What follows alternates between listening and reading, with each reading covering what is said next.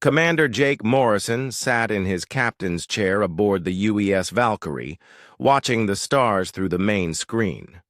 It was another quiet patrol day in the outer edges of the solar system. His crew was relaxed, going through their normal routines. The coffee maker in the break room was making its usual sounds, and someone was playing soft music in the background. "Sir, we have something on sensors," called out Lieutenant Sarah Kim from her station. "3 ships approaching from the asteroid belt. They don't match any human designs." Jake sat up straight. This was it. First contact with alien life. After decades of wondering if humans were alone in the universe, the answer was finally coming to them. "Red alert. All hands to battle stations," Jake ordered. The Valkyrie's lights dimmed to red, and the crew moved quickly to their positions. "Put the ships on screen." The main display showed 3 strange vessels approaching. They looked like giant insects made of metal with curved wings and multiple glowing sections. The ships moved in perfect formation, clearly showing intelligence and purpose. "They're scanning us, Commander," reported Ensign Tom Davis from the weapons station. "Pretty basic scans. Our shields are holding easily." "Open a channel. Let's try to talk to them," Jake said. Before anyone could respond, the alien ships fired. Bright blue beams at the Valkyrie.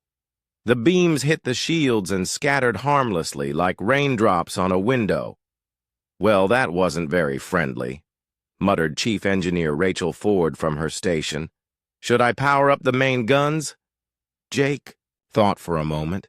These aliens had just attacked without trying to communicate, but maybe they were scared. Maybe this was how they said hello. He decided to try one more time. Send them a message on all frequencies. Tell them we come in peace and want to talk. The alien ships responded by firing again, this time with more. Powerful weapons, bright orange beams lanced out, hitting the Valkyrie's shields. The ship didn't even shake. "Commander, their weapons are pretty weak," Tom reported. "Our shields are at 98%. It's like they're throwing rocks at us." On the lead alien ship, Admiral Vexathon stared at his screens in confusion. His most powerful weapons were doing nothing to the human vessel. The ship's shields were absorbing everything without any sign of damage. "Increase power to maximum," he ordered his weapons officer. "This primitive ship cannot be stronger than our fleet." The Zelkari ships fired everything they had. Plasma cannons, particle beams, and fusion torpedoes all struck the human ship. The space around the Valkyrie lit up like a fireworks show. Jake watched the light show outside and sighed. "I guess they really don't want to talk. Tom, fire a warning shot. Use the smallest beam setting." "Yes, sir. Firing 1 pulse from the forward laser array." A thin red beam shot out from the Valkyrie. It was meant to be a gentle warning, just enough to get the aliens' attention. The beam hit the lead alien ship's shields and went right through them like they weren't there. The beam cut through the ship's hull, slicing off one of its wings. The alien ship spun out of control, sparks flying from the damaged section. Vexthon was thrown from his command chair as his ship shook violently. "Damage report!" he shouted. "Sir, our port wing is gone. We've lost 30% of our power. Their weapon went through our shields like they didn't exist," his engineer reported in a shaking voice. Jake saw the damage his warning shot had caused and felt bad. "Open a channel again. Tell them to stop attacking and we can help repair their ship." But the aliens weren't listening. The second ship fired a massive missile at the Valkyrie. It was their most powerful weapon, designed to destroy entire space. "Stations!" The missile hit the Valkyrie's shields and exploded in a bright flash. When the light faded, the human ship was completely undamaged. "Okay, they're really not getting the message," Jake said with frustration. "Tom, disable their weapons. Minimum force." Tom targeted the weapon systems on all 3 alien ships. He used the laser array's lowest setting, the same power level they used for cutting metal during repairs. 3 quick pulses shot out.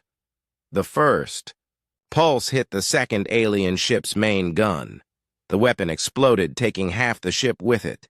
The second pulse hit the third ship's missile launcher. The entire front section of the ship disappeared in a flash of light. The third pulse finished off the damaged wing of the first ship. In seconds, 2 alien ships were destroyed, and the third was barely holding together. Vestan watched his fleet die and couldn't believe what he was seeing. The human ship had used weapons that cut through their best defenses like paper. Their technology was beyond anything the Zelkari had ever seen. "Retreat! All ships retreat!" he screamed into his communicator, but only his ship could still move. The other 2 were nothing but floating scrap metal and bodies. Jake watched the surviving alien ship turn and fly away as fast as it could. He felt terrible about what had happened. "Send a message to Earth Command. Tell them we made first contact, but it didn't go well." "What do we do about the wreckage, sir?" asked Sarah. "Scan for survivors. Maybe we can save some of them and figure out what went wrong." As the Valkyrie moved toward the destroyed ships, Jake couldn't help but wonder why the aliens had attacked. Their technology seemed so primitive compared to human standards. It was like they were fighting with ancient weapons against modern defenses. He didn't know that across the galaxy, the surviving alien ship was carrying news that would terrify entire civilizations. The humans weren't the primitive species they appeared to be. They were something far more dangerous than anyone had imagined. The Valkyrie continued its patrol, unaware that this brief encounter would change the balance of power in the galaxy forever. Jake Morrison and his crew had just become the most feared beings in known space, and they didn't even know it yet. Lieutenant Amy Carter's hands shook as she stood before the Council of Claws on Nexus Prime. The Great Hall was filled with the most powerful leaders of the Zelkari Empire. Their insect-like faces stared down at her from raised platforms, waiting for her report. Fleet Commander Zekmor clicked his mandibles impatiently. "Lieutenant Carter, you claim that 3 of our best warships were destroyed by a single human vessel. This seems unlikely." Amy took a deep breath. Her ship had barely made it back to Zelkari space. Half her crew was dead, and the other half was still in medical treatment. She was the only one healthy enough to give this report. "Sir, I know how it sounds, but I was there. I saw it happen," she said, trying to keep her voice steady. "Tell us exactly what you observed," ordered Counselor Thexaya, the eldest member of the council. Amy activated her personal data pad and pulled up the sensor recordings. "We approached what we thought was a primitive human trading ship. Admiral Vestan ordered a standard capture operation. We were going to disable the ship and study their technology." She paused, remembering the moment everything went wrong.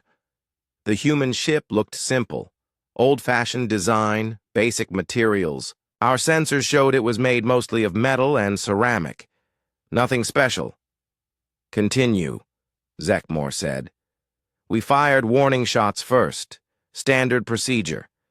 But our weapons did nothing. Their shields absorbed everything without even flickering. It was like shooting at a mountain," the council members whispered among themselves. Counselor Nixara leaned forward. "Perhaps their shields were just stronger than expected. What happened next?" Amy's voice got quieter.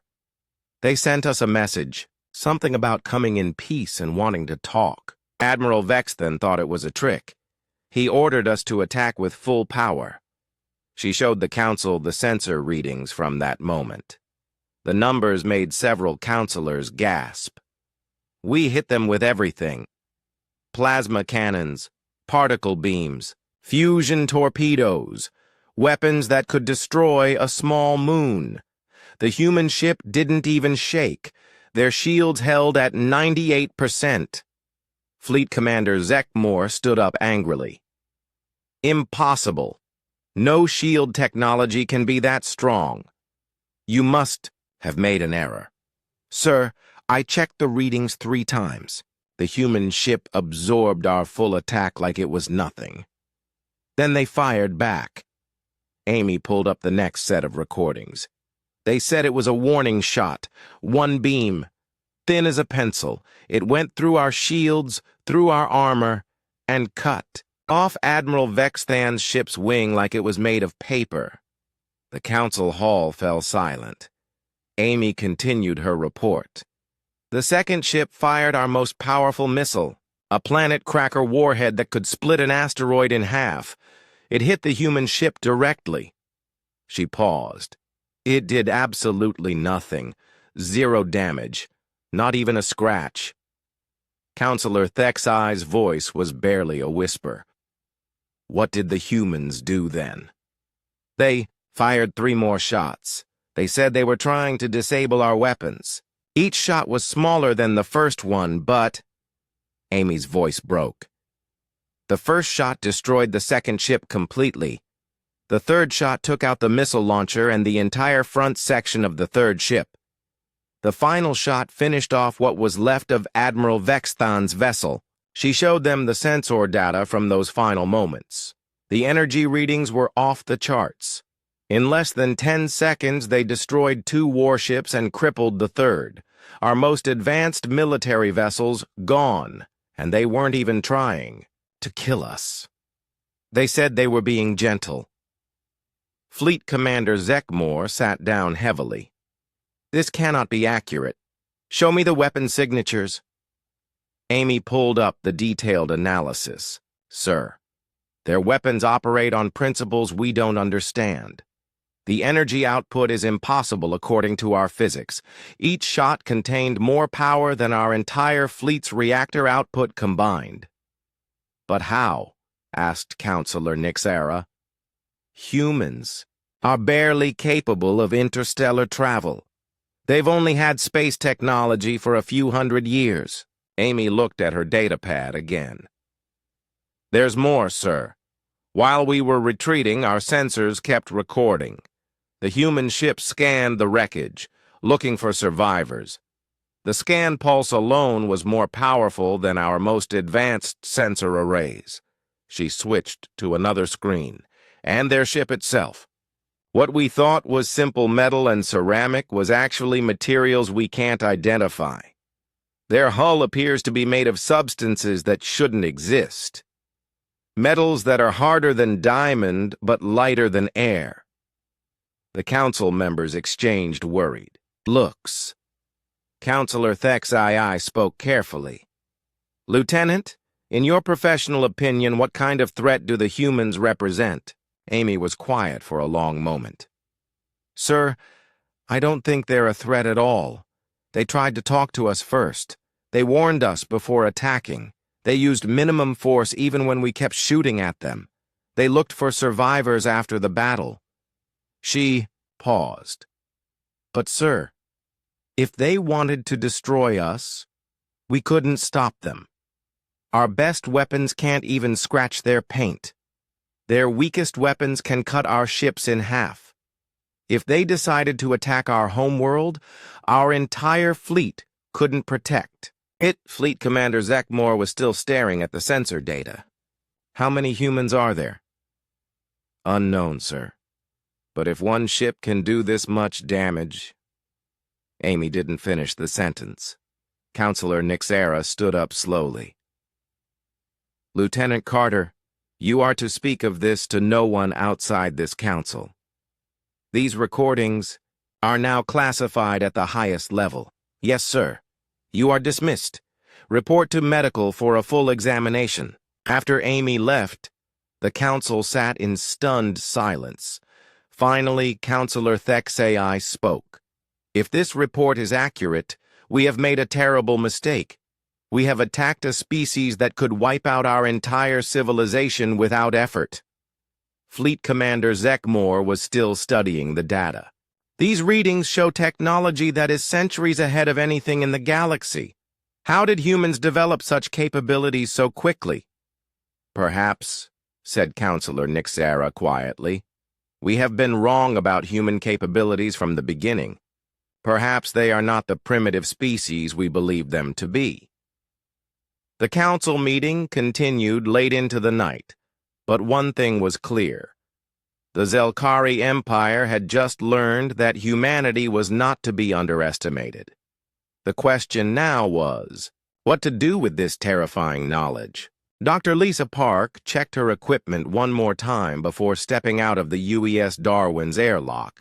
The asteroid they were studying was rich in rare metals, and her job was to collect samples for analysis.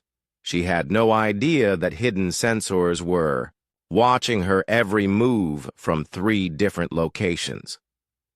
Captain Ben Rodriguez watched from the ship's bridge as his science team spread out across the asteroid's surface. "Keep the comm channels open," he told his communications officer. "I want constant contact with the survey team." 2 light hours away, hidden behind a large asteroid, Zelkari Observer Station Gamma 7 recorded everything.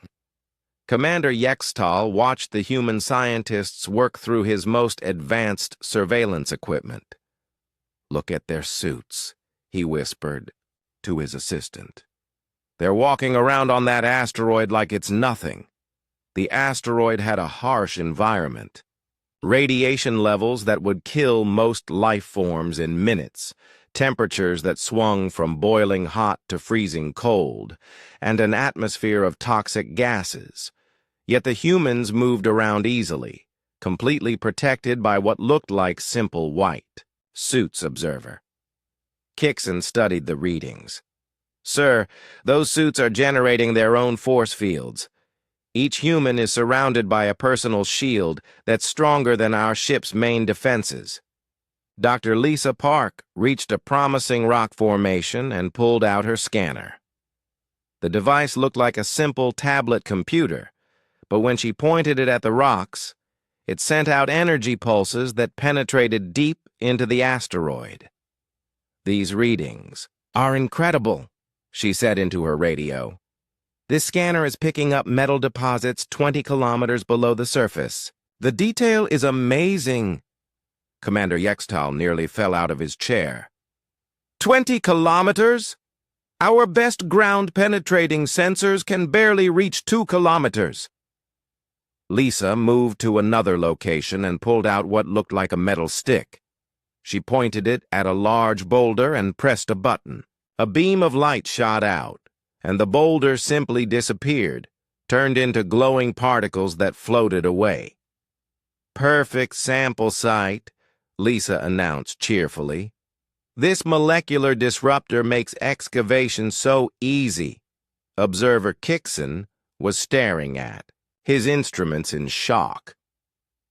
"Sir, she just disintegrated a 2-ton boulder with a handheld device. The energy required for that should need a small power plant." "What kind of power source are they using?" Yextal demanded. "Unknown, sir. Our sensors can't detect any large power sources on their ship or in their equipment. It's like they're using energy that doesn't exist." Back on the asteroid, Dr. Park's colleague, Dr. Frank Martinez, was setting up a communication relay. The device looked like a simple metal box, but when he activated it, it created an instant connection to Earth, over 20 light-years away. "Command, this is Martinez. Survey team is in position. Full real-time communication is established." On the hidden observation station, the Zelkari were going crazy. Observer Kixon was checking his instruments over and over. "Sir, they just established instant communication across 20 light-years. Instant! No delay at all. That's impossible according to every law of physics we know." Commander Yextal was sweating, despite the cool air on his ship. "Record everything. Command needs to see." This Dr. Park finished her sample collection and started heading back to the Darwin. But as she walked, she casually pulled out another device and scanned the surrounding space. That's interesting, she said. I'm picking up 3 artificial objects in this system, 2 small ships and what looks like an observation post. Captain Rodriguez's voice came over the radio immediately. Are they hostile? Doesn't look like it. They're just watching us. Pretty advanced stealth technology, but not advanced enough. Lisa looked directly at the hidden Zelkari station. Hello there. We know you're watching. We come in peace. On Observer Station Gamma 7, panic erupted. Commander Yextal jumped up from his chair. How did they detect us? Our stealth systems are the best in the galaxy. Sir, they're scanning us with something we can't block. It's like they can see through any stealth technology ever made. The Darwin's communication officer sent a message toward the hidden stations. This is Captain Rodriguez of the UES Darwin. We detect 3 observer vessels in this system. We mean no harm and are simply conducting a scientific survey. You're welcome to make contact if you wish. The Zelkari observers sat frozen. Commander Yextal didn't know what to do. Their orders were to observe and gather intelligence, not make contact. Dr. Park continued her commentary as she walked back to her ship. Looks like they're using some kind of quantum stealth field. Clever design, but it has a weakness in the gamma radiation spectrum.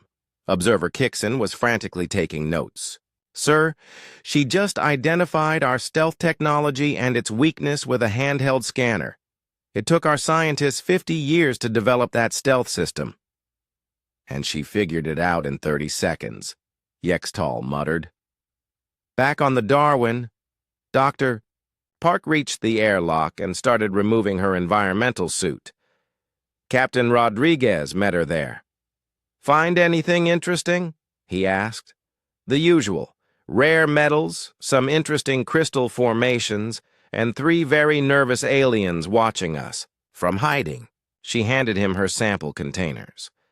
The metals here could be useful for the new ship construction project. Rodriguez nodded.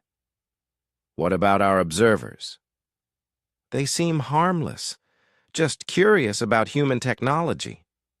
Can't say I blame them, though their stealth tech is pretty primitive. Meanwhile, on the hidden station, Commander Yextal was composing an urgent report to Zelkari Command. The humans casually deployed technology that surpasses our best equipment in every category.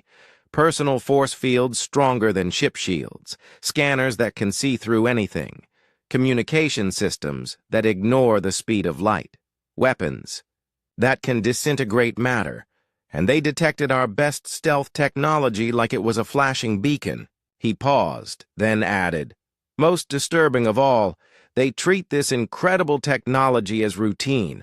They act like molecular disintegrators, and instant, faster-than-light communication are normal, everyday tools.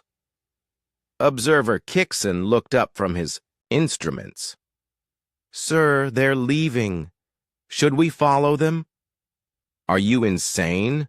We barely survived observing them. If we follow them and they decide we're a threat... Yextal shuddered. No. We stay here and pray they forget about us. The UES Darwin departed the asteroid system, leaving behind 3 very shaken Zelkari observers. Dr. Lisa Park filed her routine survey report, noting the presence of curious alien observers as a minor footnote. She had no idea that her simple, scientific work had just convinced an entire alien civilization that humanity possessed technology that bordered on magic. The Zelkari observation stations transmitted their reports back to command, adding to the growing file of evidence that humans were far more dangerous than anyone had imagined. High Warlord Thex AI called the emergency session to order in the Great Council Chamber of Nexus Prime. Representatives from 12 different alien species sat around the massive circular table, their faces showing worry and fear. The Galactic Dominion had never called such an urgent meeting before. "Fellow beings," Thexai began, his voice echoing in the chamber. "We face a threat unlike any in our recorded history. The humans have demonstrated capabilities that challenge everything we know about technology and warfare." Admiral Kixrin of the Vorthak Empire slammed his armored fist on the table. "Then we must strike first. Destroy them before they become too powerful." Sage Nixara of the Ethereal Collective raised a translucent hand. "Wait. Let us review the evidence before making such a decision." Thexai activated the holographic display in the center of the table. The first image showed the wreckage of the Zelkari fleet after the encounter with the UES Valkyrie. 3 of our most advanced warships, destroyed in seconds by a single human vessel, he announced. The humans claim it was defensive action, but the power they displayed was beyond anything we possess. The display changed to show sensor readings from the battle. Even the most technologically advanced species in the Council gasped at the numbers.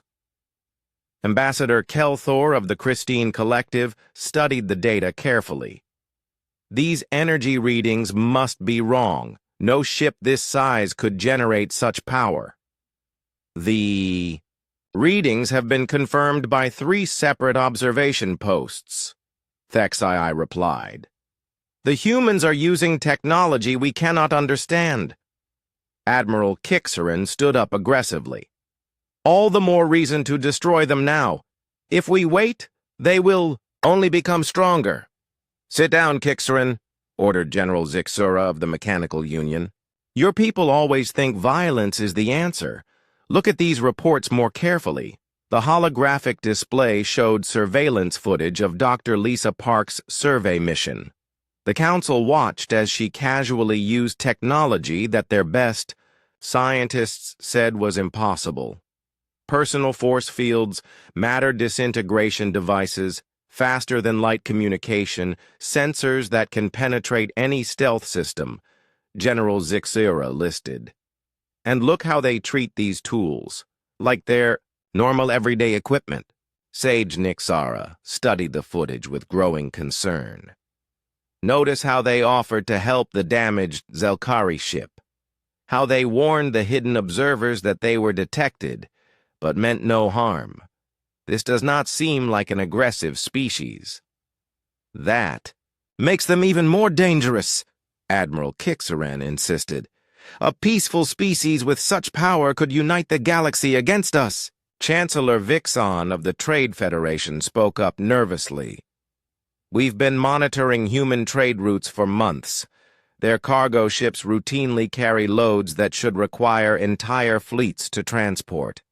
Single vessels moving asteroids, terraforming, equipment that can reshape planets, defensive systems that make our best military ships look like toys." The display changed again, showing a report from the Outer Rim territories. Ambassador Keksuri of the Trelawney Federation read from her notes. "Border worlds are reporting strange encounters with human vessels. A mining station was attacked by raiders last month. 3 pirate fleets heavily armed. The attack lasted 6 hours before a human cargo ship arrived."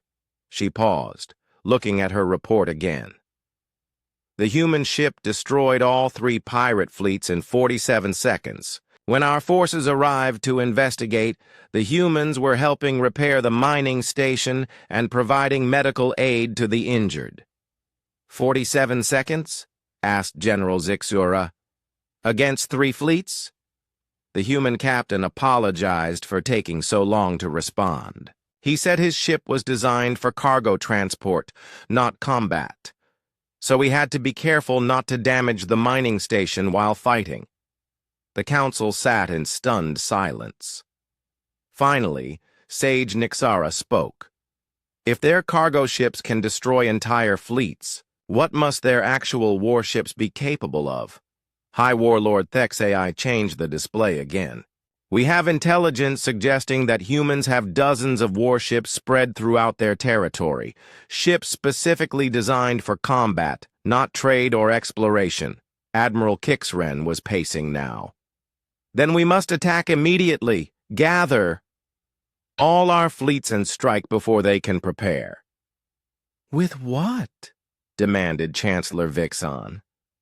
Our most powerful weapons cannot even scratch their weakest ships. Our best shields cannot stop their smallest guns. How exactly do you propose to fight them? There must be a way, Kixren insisted. No species is invincible. General Zixura brought up a tactical analysis on the display. I've run computer simulations using all available data. The result is the same every time. Complete defeat of any force we could assemble. The display showed a simulation of the entire Galactic Dominion fleet attacking a single human warship. The result was devastating. The alien fleets were destroyed while the human ship remained undamaged. According to our best estimates, one human warship could defeat our entire combined navy. General Zixura announced quietly. Ambassador Kelthor leaned forward. What about their numbers? How many humans are there? Unknown, replied Thexai. But intelligence suggests their homeworld alone has several billion inhabitants, and they have colonies spread across dozens of star systems. Billions? Whispered Chancellor Vixen. If each one has access to technology that advanced, Sage Nixera stood up slowly. I propose we reconsider our entire approach. Perhaps instead of seeing humans as a threat, we should view them as a potential ally. Admiral Kixren laughed harshly. Ally? They could conquer us all without effort. Why would they need allies? Because, Nixara replied calmly, everything we've observed suggests they don't want to conquer anyone. They offer help to those in need. They try to communicate before fighting. They use minimum force even when attacked. She gestured to the holographic display. Look at their actions, not their capabilities. Yes, they could destroy us all, but they haven't. They don't even seem to realize how powerful they are. High Warlord Thex I considered this. What do you suggest? Contact them officially. Arrange a peaceful meeting. Try to understand their intentions and their culture. Admiral Kixren shook his head violently. Madness! We would be putting ourselves at their mercy. We're already at their mercy, General Zixura pointed out. The question is whether we want them to know it or not. The council debated for hours. Finally, High Warlord Thexai called for a vote. All in favor of attempting peaceful contact with the humans? 8 species voted in favor, 3 voted against, 1 abstained. Very well, Thexai announced. We will send a diplomatic mission to human space. May the stars help us all. As the council dispersed, each representative carried with them the knowledge that their galaxy had changed forever. Humanity had emerged as a force beyond their understanding, and their only hope was that humans were as peaceful as they seemed. The age of alien dominance was over. The age of humanity had begun. Whether humans knew it or not, Major Carlos Vega stood on the bridge of the UES Ranger, watching his crew prepare for another routine mapping mission.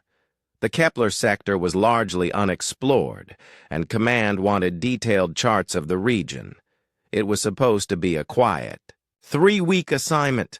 All systems ready for departure, sir, reported his first officer, Lieutenant Kate Murphy. Navigation has our course plotted to the first survey point. Take us out, Lieutenant, Carlos ordered. The Ranger smoothly left Earth's orbital station and headed into deep space. What Carlos didn't know was that a Zelkari stealth fleet was already waiting for them. Admiral Zendar commanded 5 of the most advanced spy ships in the galaxy, equipped with the latest cloaking technology and surveillance equipment.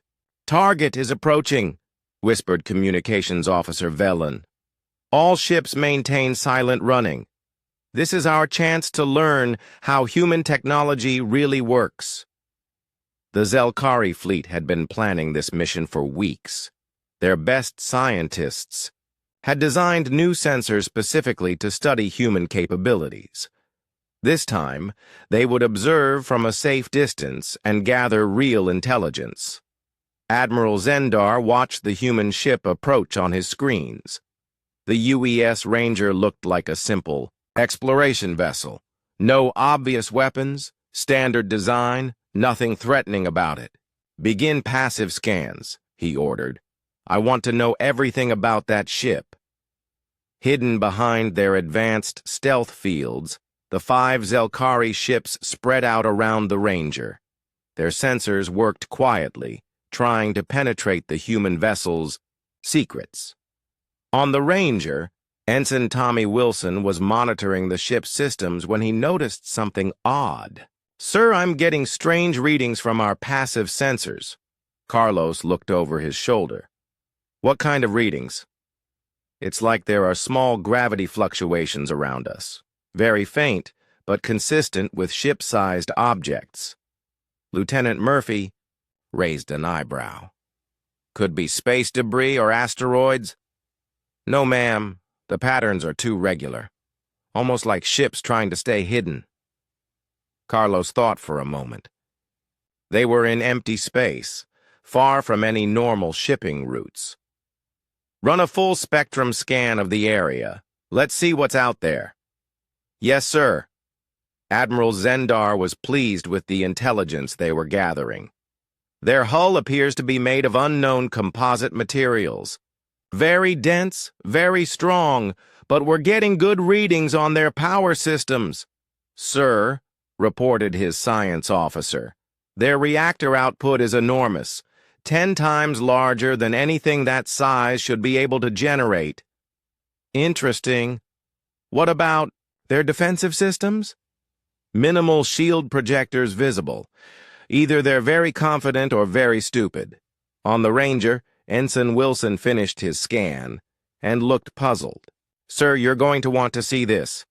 Carlos walked over to Wilson's station. "What did you find?" 5 ships, sir. Small, advanced design. They're using some kind of stealth technology, but our sensors can see right through it." Lieutenant Murphy joined them. "Are they hostile?" "Unknown. They're just sitting there watching us. No weapons powered up that I can detect." Carlos considered his options. "Open a general communication channel." "Channel open, sir. Attention unknown vessels. This is Major Carlos Vega of the United Earth Ship Ranger. We detect your presence and mean no harm. Please identify yourselves." On the Zelkari flagship, panic erupted. Admiral Zendar jumped from his command chair. "How did they detect us?"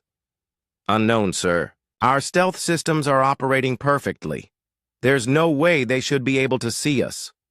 Communications Officer Velen was frantically checking his equipment. "Sir, they're sending the message on multiple frequencies.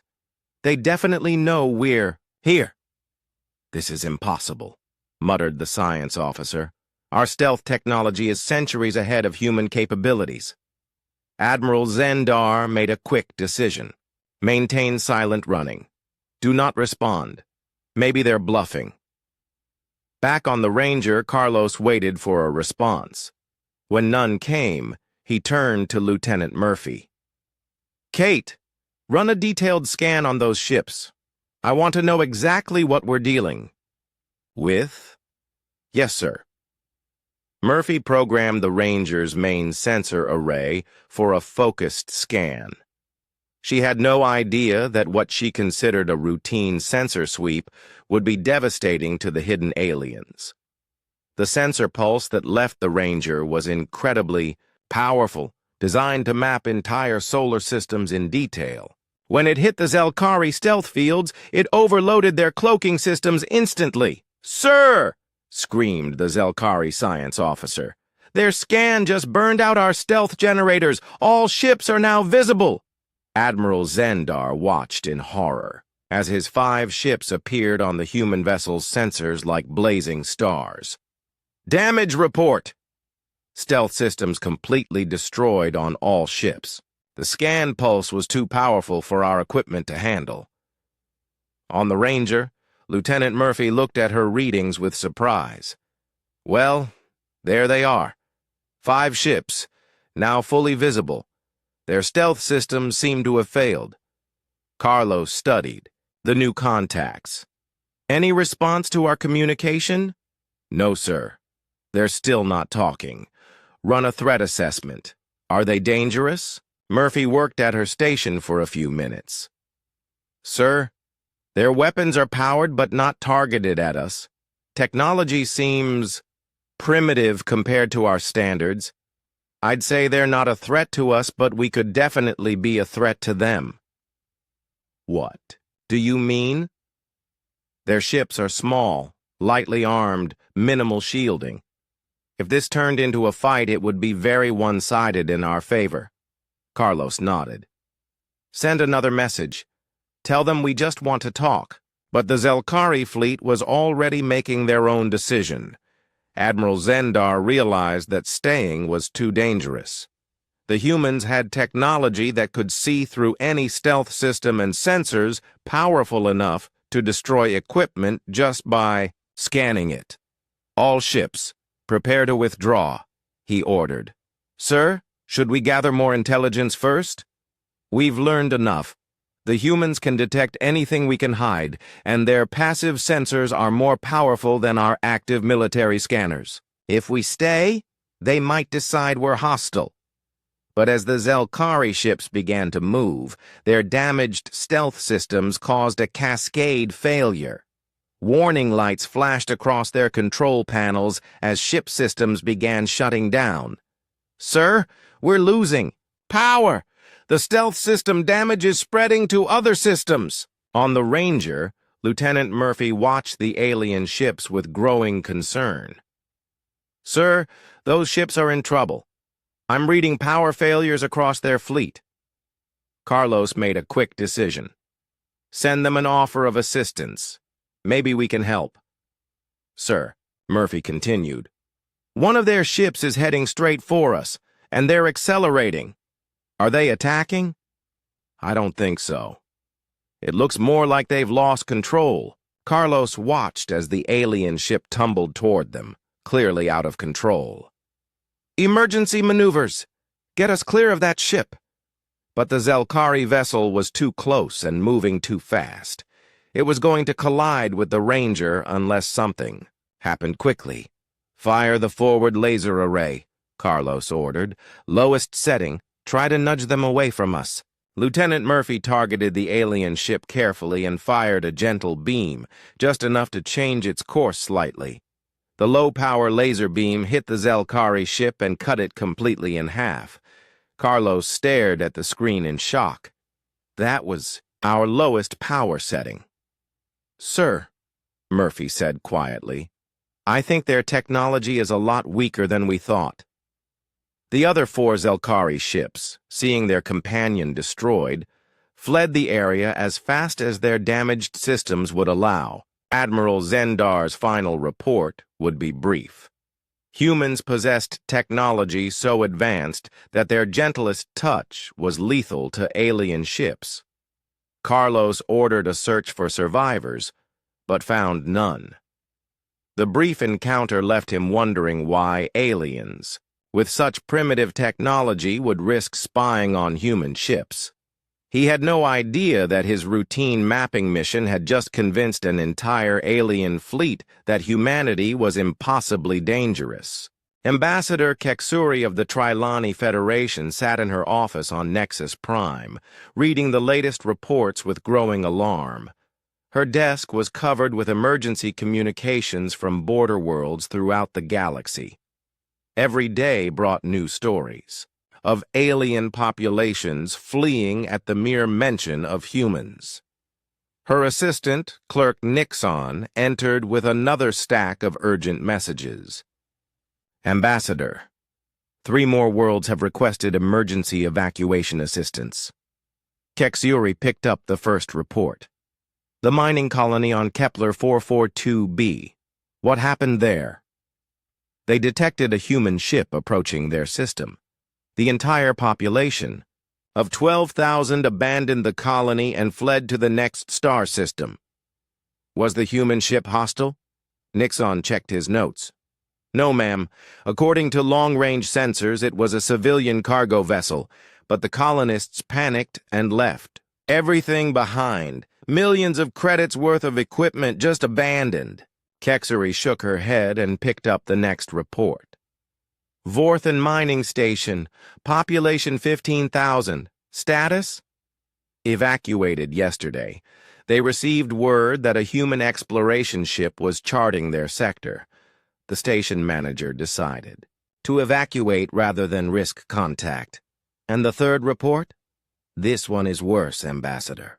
The trade hub at Centauri 7. Population 800,000. They're requesting transport for a complete planetary evacuation. Kexery nearly dropped the report. 800,000 people? What could cause such panic? A human diplomatic ship sent them a peaceful greeting message. The planetary government interpreted it as a threat and declared a system-wide emergency. Meanwhile, across the galaxy, Commander Greg Thompson of the UES Phoenix was trying to understand why every place he visited seemed to be deserted. He was on a humanitarian mission, delivering medical supplies to colonies affected by a recent plague outbreak. "This is strange," he told his medical officer, Dr. Sarah Kim. "According to our charts, there should be 50,000 people on this mining station." Dr. Kim looked at her scanner readings. Life support shows it was fully occupied until about 6 hours ago. Then everyone just left. But why? We sent them a message explaining that we were bringing medical supplies for the plague victims. Maybe they didn't understand the message? Commander Thompson walked through the empty corridors of the mining station. The inhabitants had left so quickly that meals were still sitting on tables, computers were still running, and airlocks were left open. "Dr. Kim, look at this," he called from the station's command center. The main screen was still displaying the message the Phoenix had sent. "This is the UES Phoenix with medical supplies for plague relief. We will arrive in 6 hours to provide assistance." "They got our message," Dr. Kim observed. "So why did they run?" Thompson checked the station's security logs. The recording showed miners working normally until the Phoenix's message arrived. Then chaos erupted. People screaming, running for the evacuation ships, abandoning everything they owned. "They're terrified of us," Thompson realized. But why? Back on Nexus Prime, Ambassador Kexery was meeting with representatives from dozens of worlds, all reporting the same problem. Entire populations were fleeing human contact. "The situation is getting worse," reported Governor Zixtal from the Outer Rim territories. 3 more star systems have declared themselves human-free zones. They're threatening to shoot down any ship that might contain humans. "That's insane," replied Admiral Kexvaran from the Vorthak Empire. "Humans haven't threatened anyone. It doesn't matter what humans actually do," Kexery said sadly. "The stories are spreading faster than the truth. Each retelling makes humans sound more dangerous." She activated the holographic display showing galactic communications traffic. "Look at this. In the last week, we've intercepted over 10 million messages about human encounters. Most of them are complete fiction. The display showed message samples. Human ships can destroy planets with a single shot. Humans can read minds and see through any deception. Human weapons can reach through shields and armor like they don't exist. Humans travel faster than light without ships just by thinking about it." Governor Zixtal studied the messages. Some of these claims are clearly impossible. But some of them are based on real encounters, Kexery pointed out. The problem is that human technology is so advanced that the truth sounds like science fiction. She changed the display to show verified reports. Humans do have weapons that can penetrate any known defenses. They do have sensors that can see through stealth technology. They do have personal equipment that surpasses our best military hardware. So, the panic is based on real capabilities? Yes, but wildly exaggerated. Humans haven't threatened anyone. They offer help to those in need. But their technology is so far beyond ours that even their peaceful actions seem threatening. Admiral Kexavaran leaned forward. What about economic impact? Kexuri pulled up trade statistics. Devastating. 30% of interstellar trade routes now avoid any system where humans might be present. The Galactic Stock Exchange has lost 2 trillion credits in value since the first human encounter. And military response? Half our member species are demanding increased military budgets to defend against humans. The other half are suggesting surrender before humans decide to attack. Meanwhile, on the Phoenix, Commander Thompson was still trying to deliver medical supplies to plague victims, but every world he approached evacuated before he could arrive. "Sir," reported his communications officer, "I'm picking up emergency broadcasts from the Proxima system.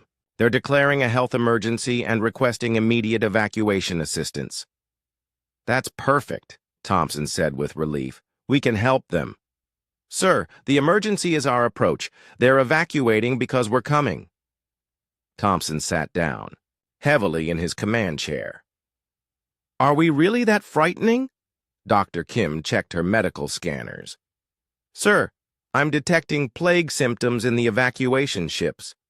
They're fleeing from the cure because they're afraid of us." "This is ridiculous. Open a channel to the evacuation fleet." "Channel open, sir." "Attention evacuation fleet. This is Commander Thompson of the UES Phoenix. We are a medical ship carrying plague treatments. We want to help you, not harm you." The response came back immediately. "Stay away. We know what human help means. Please don't hurt us." Thompson tried again. "We have vaccines and treatments that can save your people. Please let us help. We'd rather die of plague than face human weapons." Dr. Kim shook her head sadly.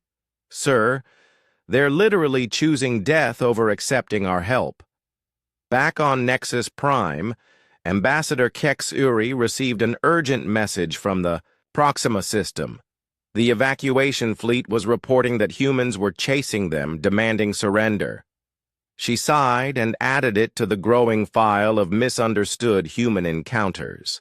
Somewhere in space, humans were trying to save lives while aliens died of fear.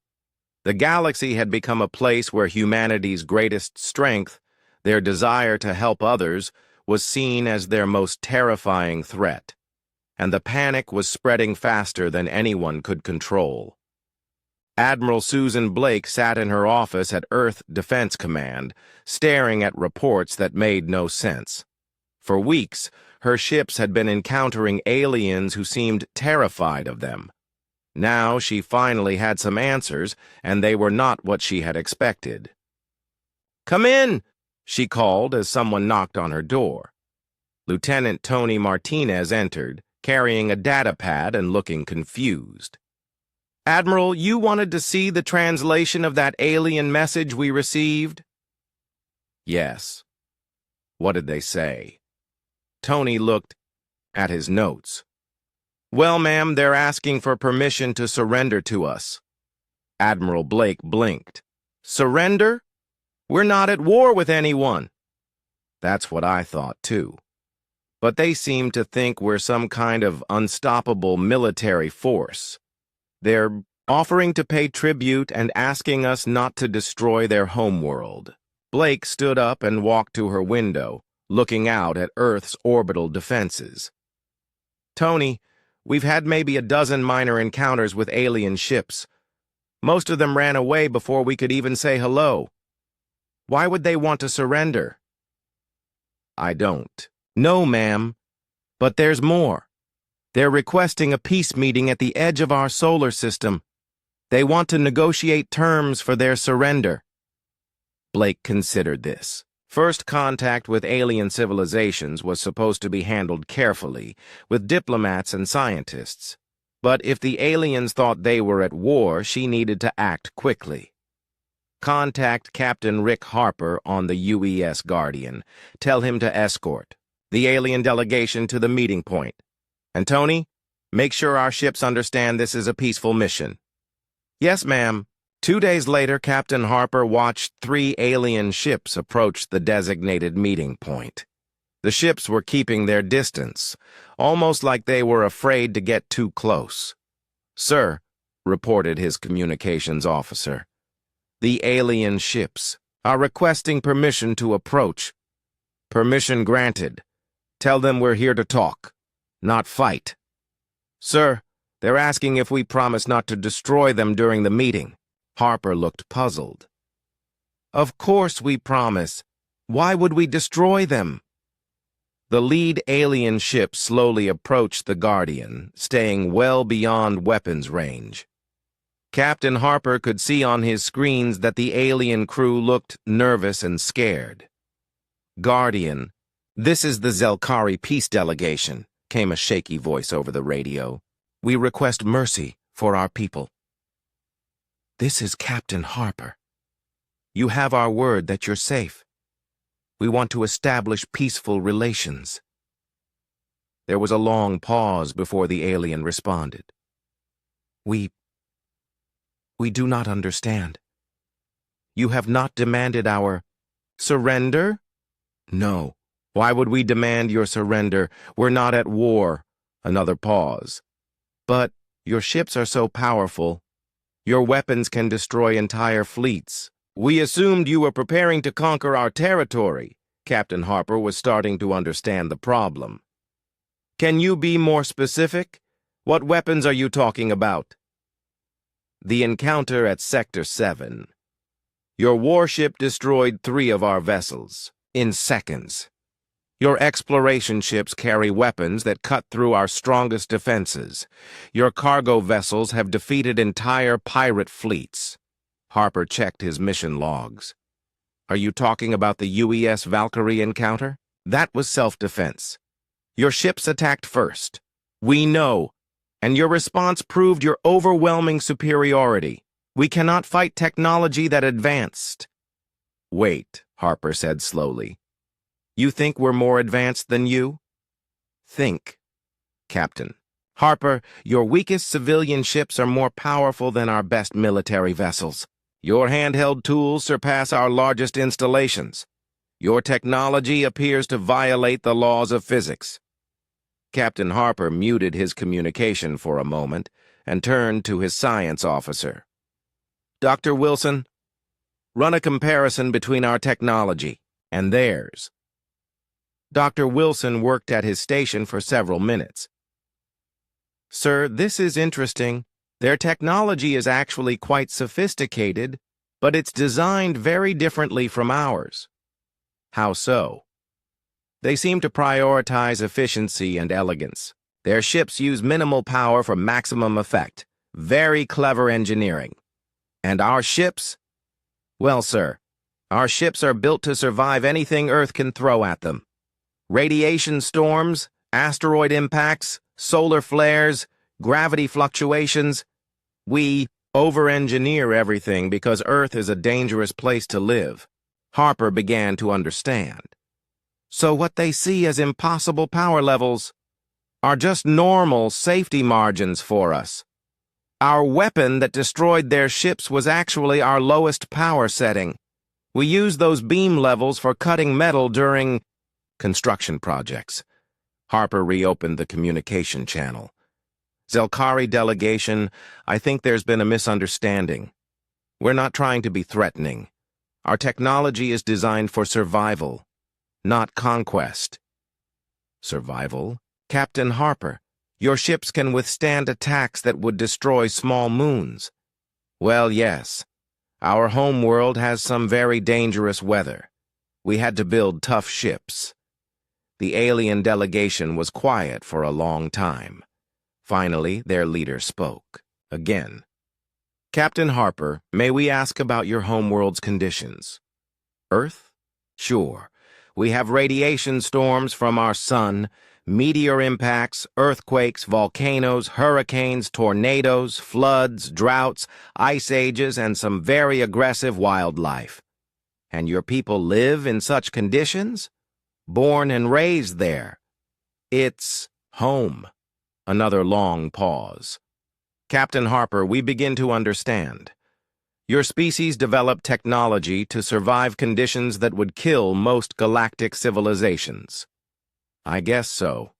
We never really thought about it that way. Dr. Wilson added quietly. Sir, that would explain why our basic equipment seems so powerful to them. We're used to dealing with forces that would be considered extreme disasters on their worlds. The alien leader's voice was filled with awe. Captain Harper, your people are survivors of conditions we cannot imagine. What you consider normal safety equipment, we see as weapons of unimaginable power. So, you're not actually trying to surrender to us? We were hoping to avoid being conquered.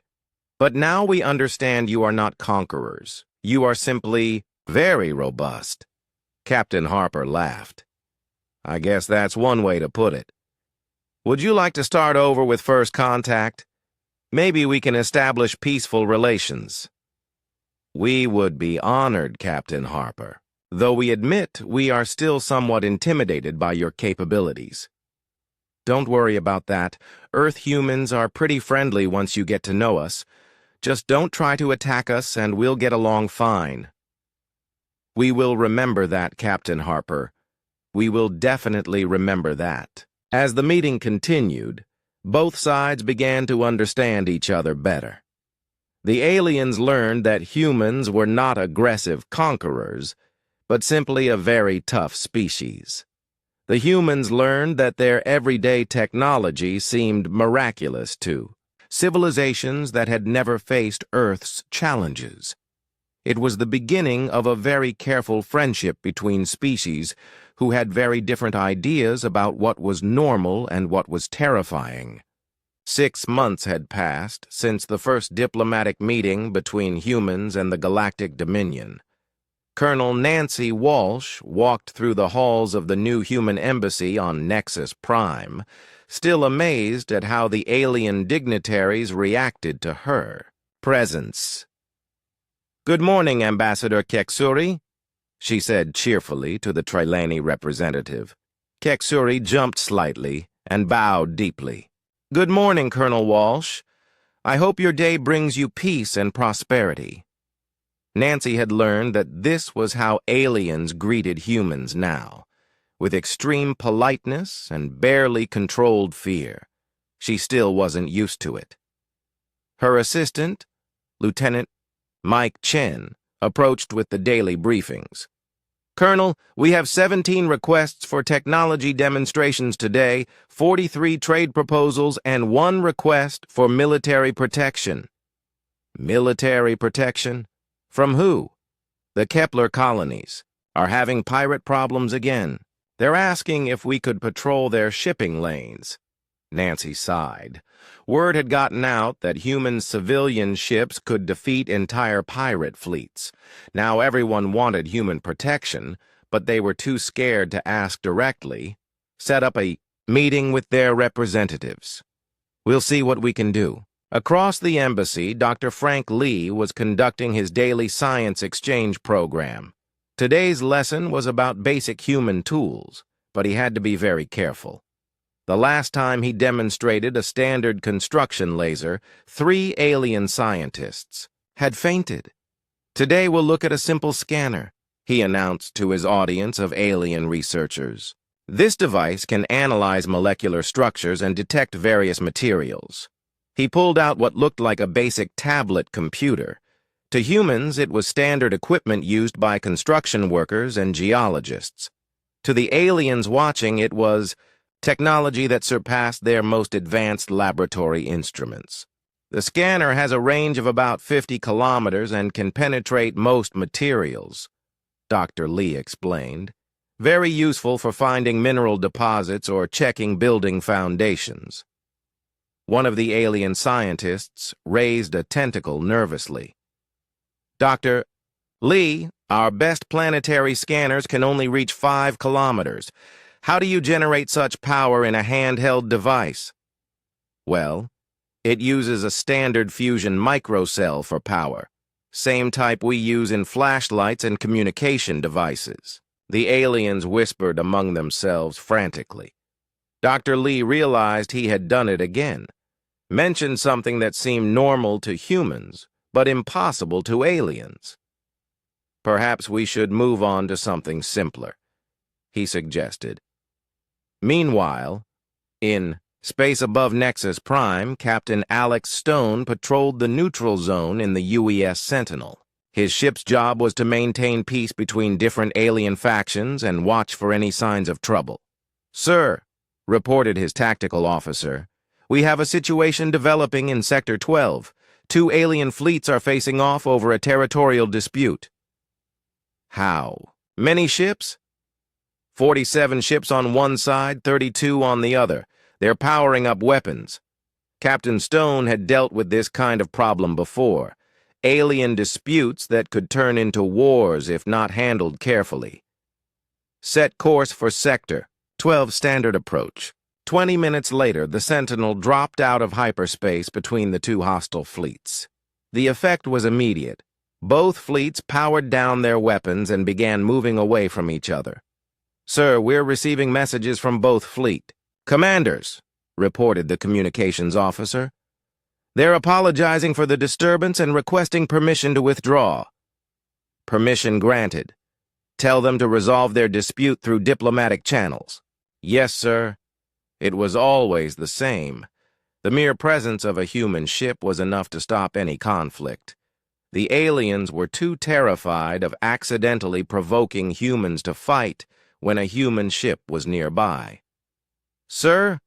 asked Ensign Roberts from the navigation station. "Do you think this is a good thing? Everyone being afraid of us?" Captain Stone considered the question. "It keeps the peace, but it's not really fair. We didn't ask to be the galaxy's police force." Back on the embassy, Colonel Walsh was meeting with the Kepler colony representatives about their pirate problem. The delegation consisted of 5 different alien species, all looking nervous and desperate. "Colonel Walsh," began Ambassador Vector, "our shipping routes are being attacked daily. The pirates have grown bold since they learned human ships rarely patrol our sector." "What kind of pirates are we talking about?" "Organized fleets, ma'am. They have military-grade weapons and fast ships. Our defense forces cannot stop them." Colonel Walsh studied the tactical reports. The pirates had dozens of ships and were well equipped. For the aliens, this was a serious threat. For humans, it would be a minor nuisance. "I think we can help. Captain Thompson's medical ship is scheduled to pass through your sector next week. I'll ask him to take a slight detour through your shipping lanes." The aliens looked confused. "A medical ship, Colonel?" "The UES Phoenix?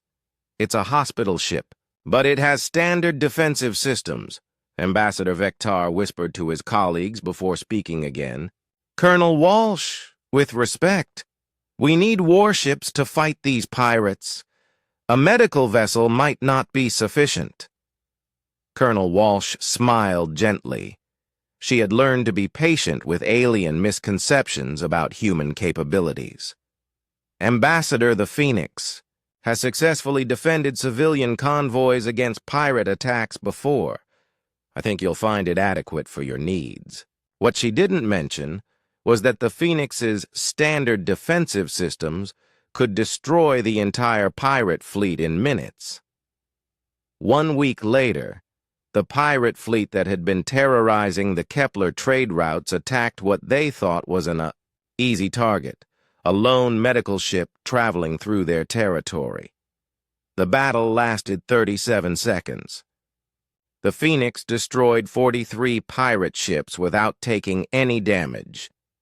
Captain Thompson sent a message to the survivors. "This is UES Phoenix providing medical assistance. Any wounded pirates requiring treatment should contact us immediately." The pirate crews were so shocked that several ships actually requested medical help for injuries sustained when their shipmates fainted from terror. News of the incident spread quickly through alien communication networks. The story grew with each telling. Soon, aliens throughout the galaxy believed that human medical ships were more powerful than most alien battle fleets. Dr. Frank Lee had to add a new lesson to his science exchange program: understanding human ship classifications. He explained that humans classified ships by their primary purpose, not their combat capabilities. "So your medical ships are actually heavily armed?" asked one alien student. "Not heavily armed. They just have normal defensive systems. Every human ship has the same basic defensive equipment." "And your cargo ships?" "Also have standard defensive systems. Same with exploration ships, research vessels, and passenger transports." The alien students were taking frantic notes.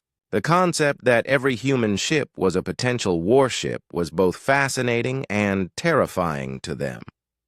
Back on Earth, Admiral Blake was reading reports about humanity's new role in galactic affairs. Humans had become the unofficial peacekeepers of the galaxy, simply because their presence prevented conflicts. "It's ironic," she told her aide. "We wanted to explore the galaxy and make friends. Instead, we've become the galaxy's protectors just by existing. Is that bad, ma'am?" "Not bad. Just unexpected. We have more responsibility than we ever asked for." In the months that followed, an unusual peace settled across the galaxy. Trade flourished under human protection. Conflicts decreased dramatically. Piracy became almost extinct. But it was a peace built on fear, not friendship. Aliens respected humans for their power, not their character. They cooperated because they were afraid not to. The humans found themselves in the strange position of being simultaneously the most respected and most feared species in the galaxy. They had gained galactic peace, but at the cost of being forever. Seen as too dangerous for anyone to truly trust. Still, it was better than war. And perhaps, in time, the aliens would learn that beneath all that terrifying technology, humans were just people trying to do their best in a very dangerous universe. The age of human dominance had begun, not through conquest, but through the simple fact that evolution had made them too tough for anyone else to challenge.